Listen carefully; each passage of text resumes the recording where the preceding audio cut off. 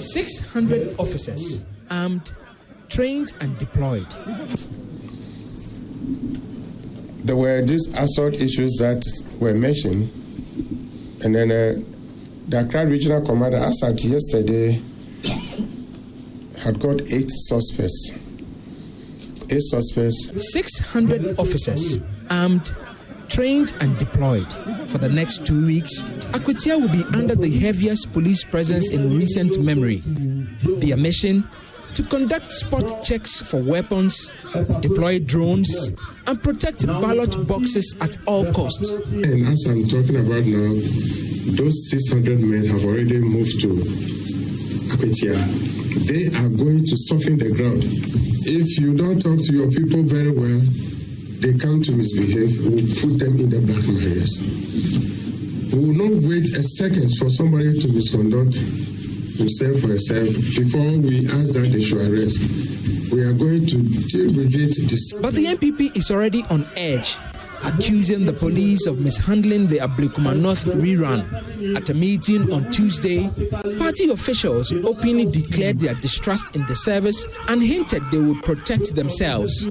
And my deputy, clearly the person is going to protect himself. And I've kept saying is that for the new patriotic party, we are going to protect ourselves. And self-protection is well stated within the laws of this country. So the IGP also called the bluff of troublemakers. Says anyone who attempts to snatch ballot boxes, the IGP warns, will be thrown straight into a mobile prison truck. You know, we heard so many TikToks and the social media comments. People say, oh, no, we are going there with arms and everything. I want to assure you that the police will deal decisively with those people. And I think cowards, they cannot come. They cannot come because if you see the way we are prepared, the high level of preparation towards, I have told people that our eyes are red. And after at least 3 journalists were assaulted during the last election, some by police officers themselves, the IGP says this time, protecting journalists is a top priority. No policeman will attack you.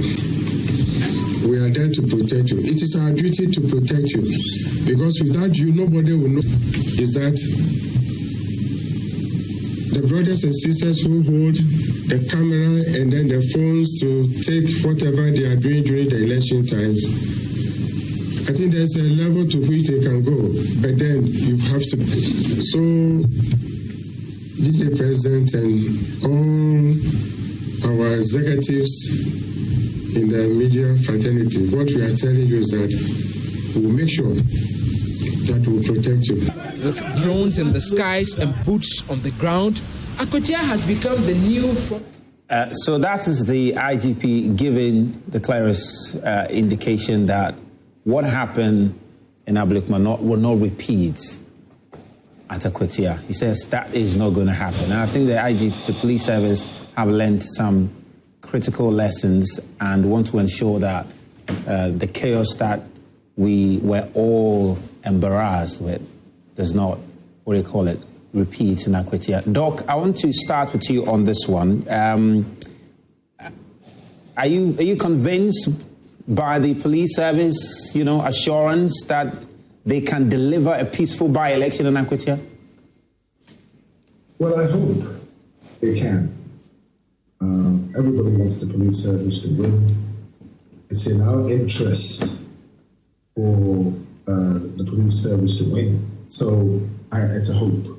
What about the posture? Yeah. Oh, great. Okay, you can land. I thought you had ended. They have their operational plans, and I'm sure, being the experts they are, they have laid these out well and prepared for it. So we definitely wish them well.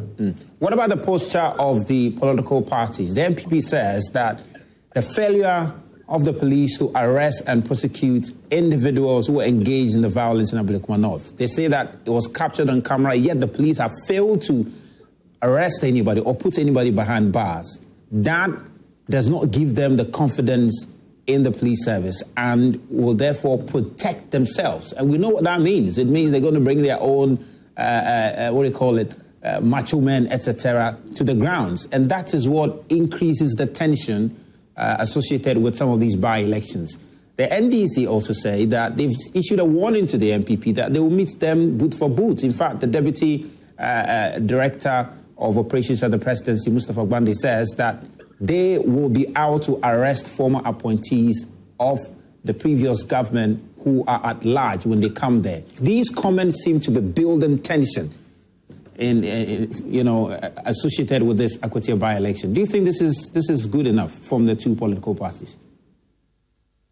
Now, the last time I read, the police had made certain arrests with regard to the Ablekuma violence. I haven't followed on, but if indeed it is the case that the posture of the police, the Ablekuma debacle was bad because they stood by unconcerned. Now, if they have made inroads into arresting these people, which is what I read, that 2 people have been arraigned, unless I need to check my facts.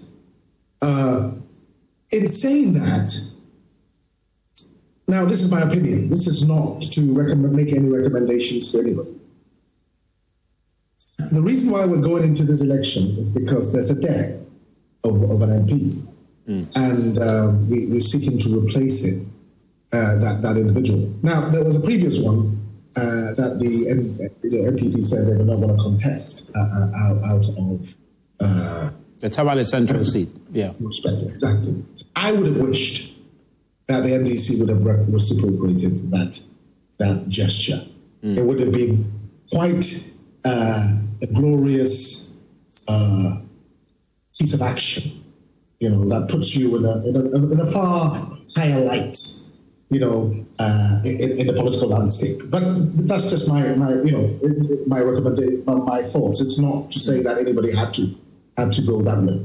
Yeah. But violence is unacceptable. But then again, if people seem to think that the law enforcer is unable to enforce, then of course, when it becomes critical, people must survive. Right, they must survive. I wouldn't say. The MPP is quite a noble party, and I don't think that they, at their core, they will be going out there to focus on causing violence. But I just hope and pray that nobody is driven into a situation where they have no choice but to lash out. Now, a lot of that will depend on law enforcement and how these things are carried out. We must develop a tougher skin as Ghanaians to be able to appreciate criticism and to be able to absorb some of these things. If we are going to be Democrats, because this comes with the terrain, you have to exercise self restraint. Yeah. So I'm hoping that no violence is going to come from inside, and that the police, having had the experience of the last one, which was a clear PR disaster for them, I think that they'll come back shooting from the hip. Yeah, great, Doc. Yeah, great. Prof, let me bring you in this, because there are those who are also making the argument that this move by the police will even increase tension in the by-election. The police said they're deploying 5,000 people. Yeah. That is a lot. That is a lot. And there are even concerns about turnout, because when people see so many security men, it's kind of raising tension in the area, and people might not even come to vote. And then there are some sentiments among some MPP faithfuls that it's an opportunity to revenge on what happened to their party officials at Ablekuma North. All of this is adding up to an interesting by-election. Definitely, and I think we need to understand why that is the case. If you cast your minds back to 2019, the Ayawaso West Wuogon by-election, we saw what happened. Yeah. There were some committee recommendations that were never implemented. 2022, 8 people died. 2024, 6 people were reportedly dead as well. I think it boils down to trust. Trust in the sense that when the NPP was in power, they exerted all the force that they could marshal. So they think that NDC is going to do likewise. And I think reason why that is the case is because neither party trusts AC nor the police. And that is the doing of each party. I believe we are supposed to build institutions that are truly independent. It turns out to be that most of the times, and I will choose my words carefully, that the police are likely, or whenever there's a government, they are likely in the good books of that government. They're trying to play to the whims and caprices of those governments. But I think it's about time we call for true independent police. Until we get there, as Nana B said, they would want to protect themselves. I don't know what that means. Does that mean that they are going to disrupt the process? I doubt that may not be the case. But then it raises a concern. Why should we kill ourselves because of one seat in parliament? Why should we kill ourselves because somebody wants to be a member of parliament? Ghana is neither for NDC nor MPP. It is for Ghanaians. And not until we, the populace, come to that understanding that there's no need to kill ourselves. It is a choice, or it is a chance, an opportunity for us to decide who leads us at Akwatia. Let's go about, in UK, when we are voting, nobody campaigns. Nobody raises billboards. You just go cast your vote, you leave. You don't care who rules you. Why? Because after your decision has been made, whoever emerges the winner, they know what they're supposed to do. But as Prof said, the winner takes all. Yeah. And as a result of that, elections are do and die affair. That shouldn't be the case. I think we've come a long way.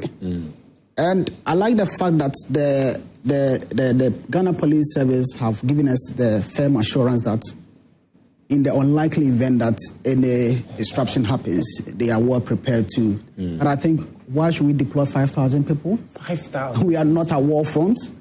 But one constituency. But you can't blame them because of previous incidents. Yeah.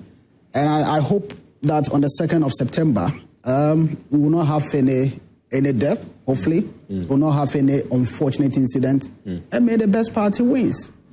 Interesting. Prof, I mean, this comment, and I've seen the Deputy Director of IT and the CEO of GIFEC reiterate that point on Channel 1, that they will be out there fishing out, past government officials who are being investigated and arrest them. And I'm wondering, Deputy Director of IT, Deputy Director of Operations, what is your business with arrests? You don't have any business with arrests. And such comments are also incensing the NPP faithfuls that, well, it seems this is what they want to do. So we are also coming out there to make sure that we protect our people. And this is adding up to the tension. We don't want to see what happened in Ablekuma North, certainly, Prof. You see, we have to put this in historical context, that the violence we see associated with by-elections has the stamp of the New Patriotic Party, particularly the former President Akufo-Addo, when he made that infamous statement, that the Bibi or Etiwa statement. He bragged about how they molested, in collusion with the police then, beat up NDC polling station and people who had come to vote. So since then, people know that a by-election is a place where if you go in there, you don't take time, you are going to get beaten. But MPP also have cited started by-elections. No, I'm saying that what actually started this cycle is the former president, and is the MPP who have operationalized this whole saga of going to cause mayhem in by-elections. And any party going there and not having that protective posture is just making itself subject to the bullying of the New Patriotic Party. Take the Ablekuma incident, for example. What did they want at the polling station? This was an election you were not participating in. They came there to support their friend. Support. You say you were not participating in, yet you released your woman cats and mafia group to go there and cause mayhem. And people defended themselves. Their friend. They went there to They went there as New Patriotic Party that was not participating and started violence. I condemn what happened there, and they must commend this president for allowing the security agencies to work and allowing people to be arrested. That is just for violence, for headbutting. I said the other time that one of my players, I know I have a football club, one of my players was shot in Yankwala on 7th January. We didn't see any demonstration. So that is what you have to begin to separate, they say, the facts, the reality from the hype and all those things. I mean, clearly what happened in the past, condemnable. And then we saw, for instance, you cite the case of the 2024 general elections and what happened there. We saw the NDC were clearly unhappy about some of the acts of violence. And on the back of this, and nothing happened. You have seen arrests here, and that's why I want the media to comment. The media has swept that under the carpet. Nobody is talking about it. They've been arrested. The arrests, and Dr. Asha just confirmed it. 7, not 1, 7. Done. We've not seen anybody sent to court yet. Of course, that actually shows that something is happening. Some people are being questioned. People are paying for their actions. If that had happened in the past, we won't have this repeat happen. And they are not, I won't say annoying, but the unfortunate thing is to have Nana B saying that they will come there to protect themselves. And nobody is saying don't protect yourself. But that statement is inflammatory. It's inflammatory to say the least. Anything that is said after what he has said, or anything that happens after what he has said, the responsibility lies with him. He says when he considers how his deputy, the deputy national organizer of the MPP, and if you look at how he was attacked, how he was beaten, it seems the flashbacks are coming to you now. How he was beaten, though. He was not attacking anybody. Then he was pounced upon and beaten. Right, beaten, what they call it, mercilessly. And he says that the individuals who beat these gentlemen were captured on camera. And even after the arrest, we've not seen a prosecution. We've not heard that they've been sent to court. And he makes reference to the recent individuals who make comments on TikTok, have been arrested, arraigned before courts, and currently behind bars. All right, that has happened. It's been swift. So why have the police been slow in the prosecution of these individuals? And he says that if the police cannot prosecute these individuals, then they cannot trust them to protect them. Because if they get beaten... And that is why I like the posture of the IGP. You have seen the posture being put out there. They're prepared to deal with anyone who comes there to do anything untoward. So it's up to him whether he goes there to abide by the law, do things appropriately, or get invited by the police or taken into custody. That is his choice. I want to commend the IGP for what he has done, and I don't want to go into the gutter with Nana B about what people are. The NDC is going focused on winning. Why is the NDC also saying they are going to arrest former appointees? If you have fugitives walking around there, these are security operatives and national security. If you have fugitives now coming because of an election, they are running and hiding, and if the election is the only place where they will find them, they should arrest them. But this is also inflammatory, isn't it? It's not inflammatory. They are going after fugitives. Why are you arresting them at Akwetia then? Why not arrest them? They will arrest them anywhere they see them. That's why they are saying that. Probably the intelligence is telling us that, okay, these guys are coming to this election. And we are only saying that if you are a wanted person, don't come to Akwetia. That's all we are saying. But if you arrest somebody in Akwetia, there's no law that says that if there's an election and you get a wanted person, don't arrest him. So all computer and Mustafa is saying that if the wanted people come at Akwetia and we see them, we'll arrest them. That's all. And we are saying that the security agencies, as well as law enforcement, will be there to ensure that the elections go on peacefully, like the IGP is showing. But also people of interest, if you show up there and they find you, you'll be picked up. So just a warning. Doc, you've been reacting to that very briefly. I'm wondering, why is the NDC pushing such a message at a time like this, when we want a peaceful by-election? Because I can imagine a scenario where an NDC MPP top official being arrested at Akwetia, that alone will create some chaos. I honestly don't think that's going to happen. This is just, I think this is just... You think that the NDC is just making it up, right? Well, I mean, was it the NDC that said it, or was that an individual of the NDC? An individual of the NDC. I mean, the deputy director, the deputy national organizer of the NDC. No. And then Mustafa Gwande. He has a portfolio. He wasn't speaking as a national organizer. He's there as a national organizer. He was speaking as someone working in the national security, apparently. Deputy Director of Operations. Yes, so let's not. Well, all I'm saying is that if let's not go into that kind of area, because that kind of diverts the whole issue. The point is that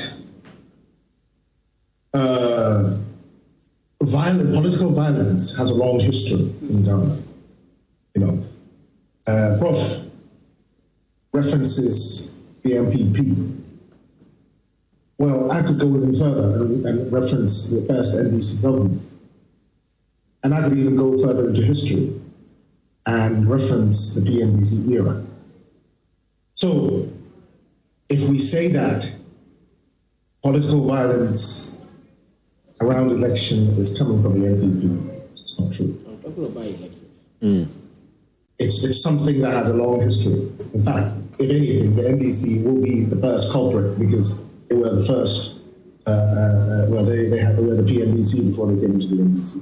We know that history. Point is that it's sad that we have to revert to physical fighting. Around something we've been doing for the past 32 years.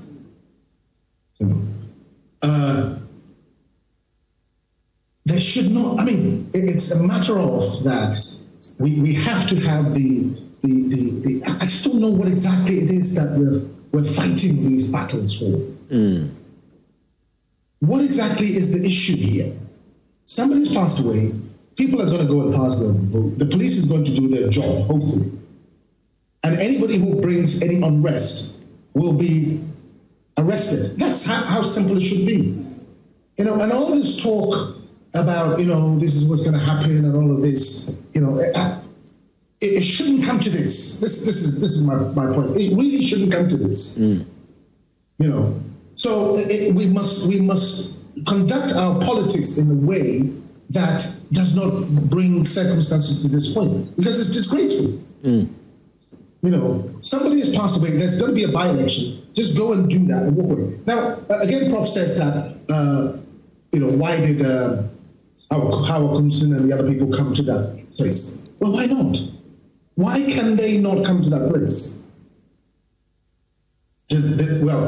How does coming there or standing there hurt anybody? Oh, they say coming there only increase the tension, and it appears that's why they did. Why should it? What exactly? Why is Hawa Koomson's presence there any different from my presence? She's not a minister of the state. She's from a party, like we all are from parties. So if I come there, I'm saying that it does not warrant that question of why was she there in the first place. It's like saying that a rape victim, why were they wearing those clothes in the first place? It does not. It does not hold. The point is that whatever they were doing there, whoever was there, those people should have been able to look at them and laugh and say, hey, how does it feel to be in opposition? Because we've clearly, taken you out of government. There's no need for fighting. And they did. She could have walked over there and walked back. This was totally uncalled for, and it has to be condemned. Nobody should justify it, either from in this latest one or any previous one. It shouldn't be. And it's sad that people always turn around and provide caveats. Like what Prof was just talking about. He first of all says, okay, so I condemn violence, but what was she doing there? Those caveats are not they're not ideal. Nothing justifies that one. Not a previous one, not a current one, not a future one. Very interesting. Prof, you want to make some comments on that? I want to rebut that forcefully, I must say, that I only talked about by-elections, the history of by-elections here, where the violence started. And I also said Hawa Koomson has been associated with electoral violence in this country for a very, very long time. And her presence there only heightened the tension. You see, what you see in the images, you have arguments and then you follow by attacks. Why they went and they were engaging in arguments is a problem. That's what I only question. And I've said time without number that I condemn violence, but where it gets to a point, when somebody who has been visiting violence on other people, and I said it, and I'll say it any day, I don't hold grief for Hawa Koomson, and I don't sympathize with her one bit.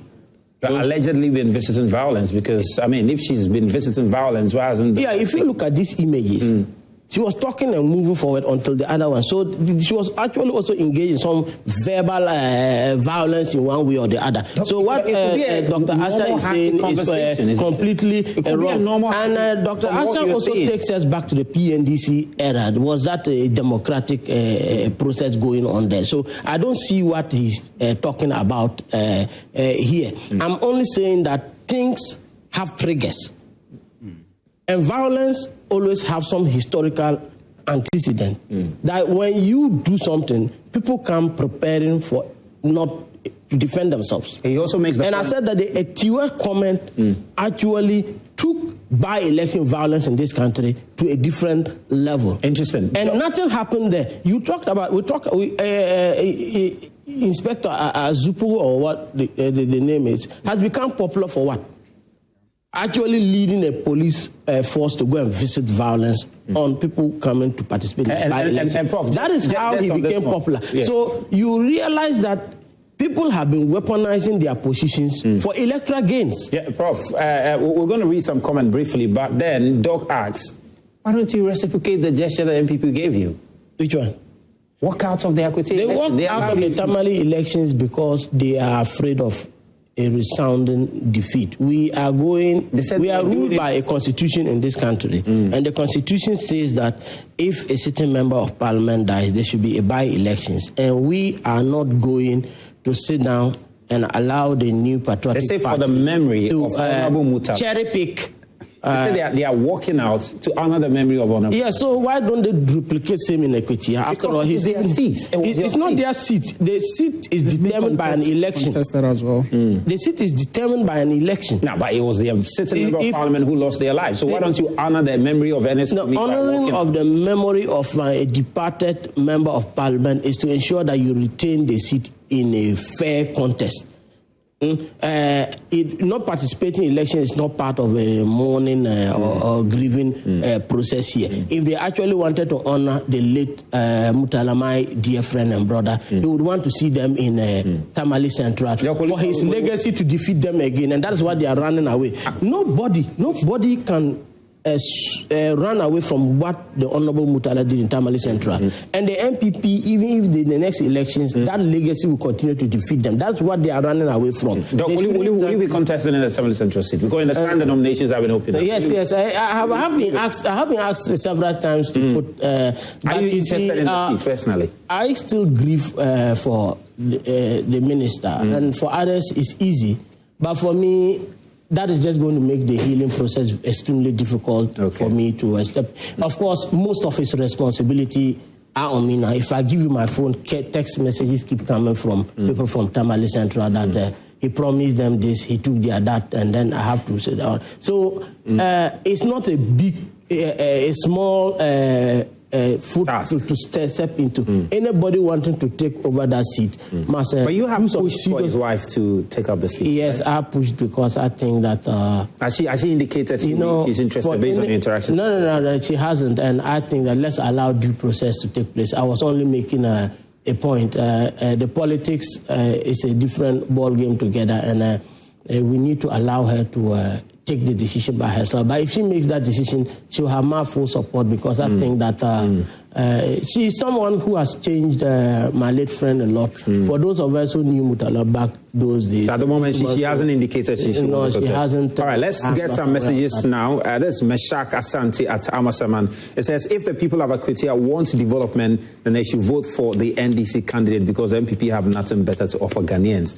NPP opposition forever. Okay, Meshak, doing campaign here. We'll come and bill you, all right? We'll come and bill you. All right, this one says, good morning, Joy Prime. Always topical. Please, as Ghanaians, we should not compare our wealth with Russia. Russia make their own aircraft. In addition, Russia is actively at war. It is therefore perfectly understandable for the Russian president to travel in heavy security. We should cut our coats according to our cloth and stop living beyond our means. However, I agree we should get a reasonable aircraft for our president, but we should be modest in our ambitions and spend what we can afford till we get richer. Thank you.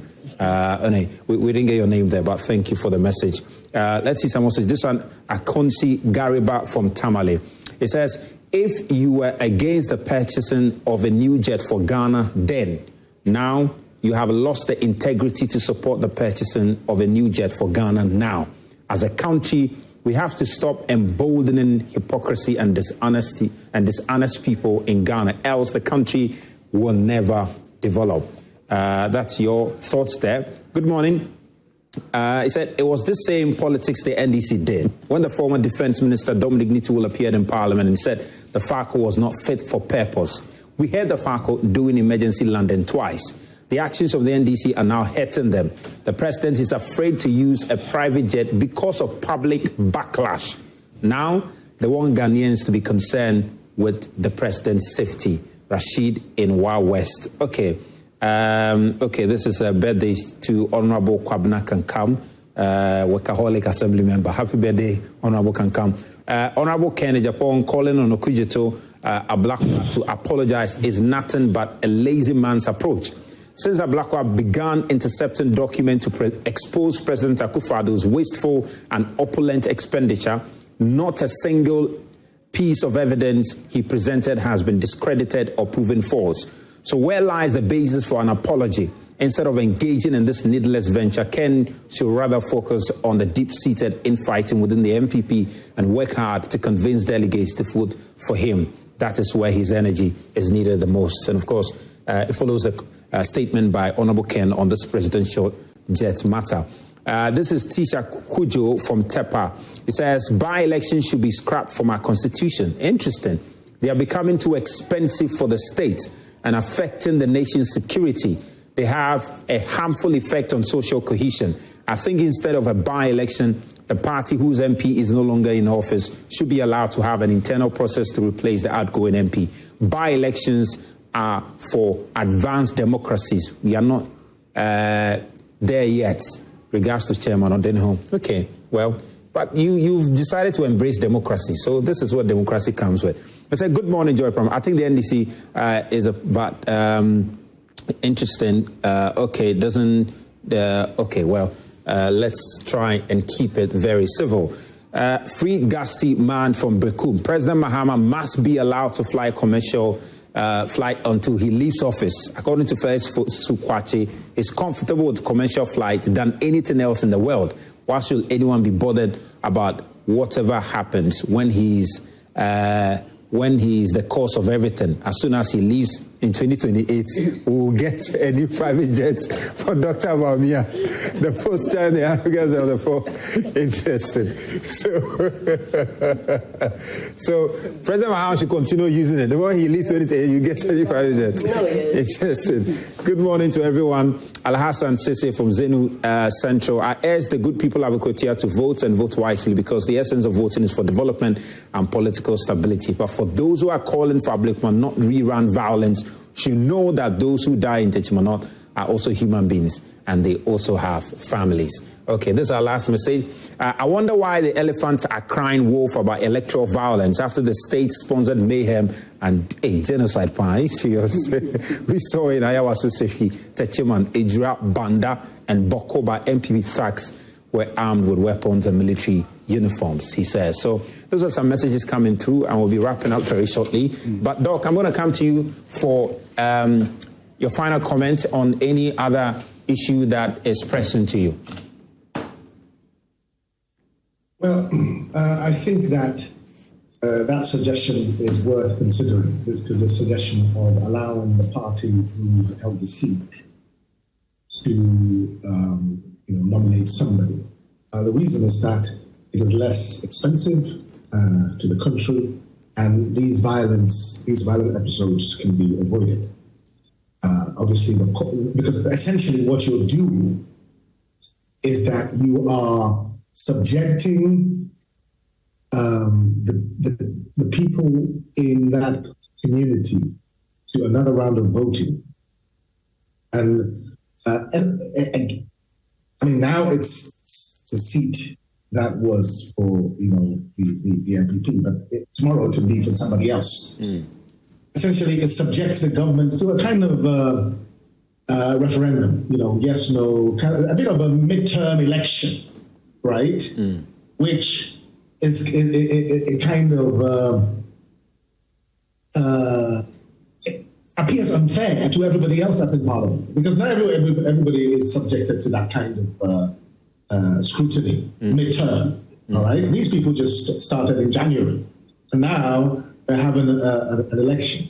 Well, obviously because the person died. But I mean, allowing the party to choose, wouldn't that deny the people an opportunity to decide who they want to represent them? Because if you have options, then you can choose. To a certain extent, it does. Yeah. And that's the cost-benefit analysis you have to do. You have to do a cost-benefit analysis to decide which one of these choices is the best. If you go on with a by-election, you have the threat of violence, you have financial sponsorship of the whole program.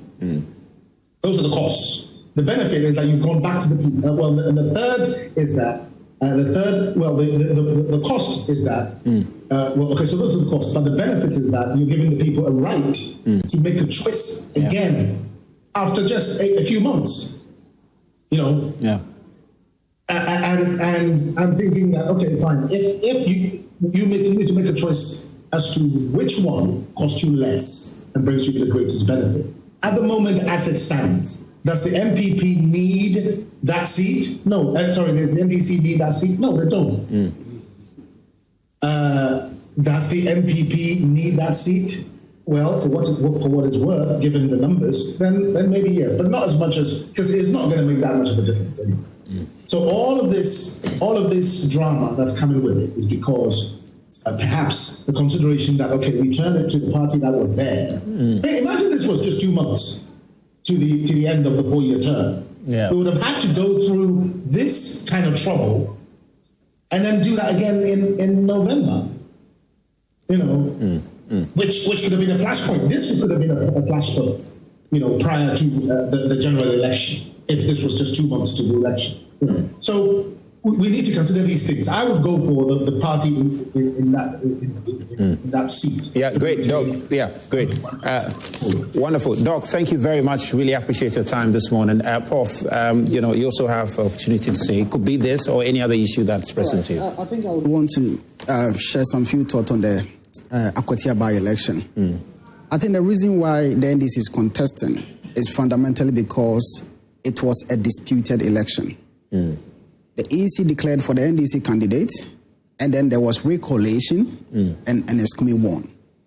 So NDC has never agreed that election was lost, hence why they took it to court. But the interesting part is that the individual whom NDC believe won the election is not the one contesting now. The lawyer who was handling the case is now the one contesting. So if the NDC were convinced that their candidate won it, they should have just represented their candidate instead of undergoing some internal primaries. And that adds to the complexity of politics. And I think Prof will tell you that, politics, things change, the dynamics change every now and then. But my message will be to all stakeholders, for this particular by-election. We have only one Ghana. We have to let cool heads prevail. It's only an election. By 5 p.m. will be done. Yeah. So we should calm down. Let the Akwatia people choose who they think would best serve their interest, whether being the NDC candidate or the MPP candidate. We should not, rise up in arms to hurt each other. We have only one Ghana, as I've already indicated. So MPP should calm down. NDC should not actually exert the incumbency, muscles as well. And I believe that we should allow the police to do their work as well, so that at the end of the day, we can pat ourselves at the back that we did a good job. Wonderful. Prof? Yes, I would just like to respond a little bit to what Dr. Asher said. Yes, that it has been an old debate whether we should be having by-elections or not. But the Constitution is what the Constitution is. And the NDC is in this election because of what the Constitution says, not because of any other consideration. But you have a choice. Yeah, it's not necessarily because of what the Constitution. No, it's the you Constitution. Have a choice. There should be a by-election, and we are going in there to contest. There have been by-elections where you've not contested, so you still have a choice. Yes, those are based on internal considerations, but not. We are not led by what the MPP decides to do do to save itself from embarrassing defeats. That is not our concern. So all I can, you're going to retain the Tamale Central seats? No, it doesn't matter who we present in Tamale.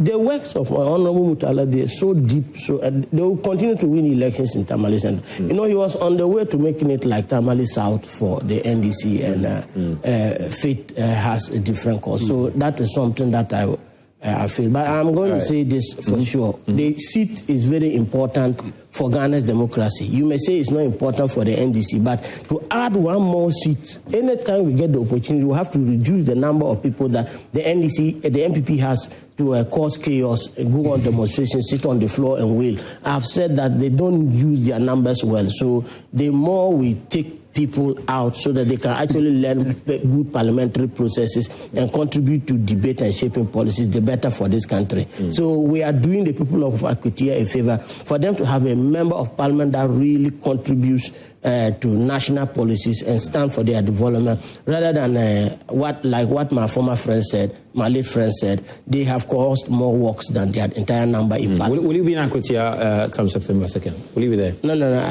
I won't. All right, great. Well, I'm not sure if you will be in Akutia, but whatever be the case, if you find your way there, make sure that you conduct yourself well, because the police will be on high alert to ensure peace in the area. Prof. Evans, thank you very much for coming. Prof. Ayanga, thank you for coming. Dr. Benny, also thank you very much for coming.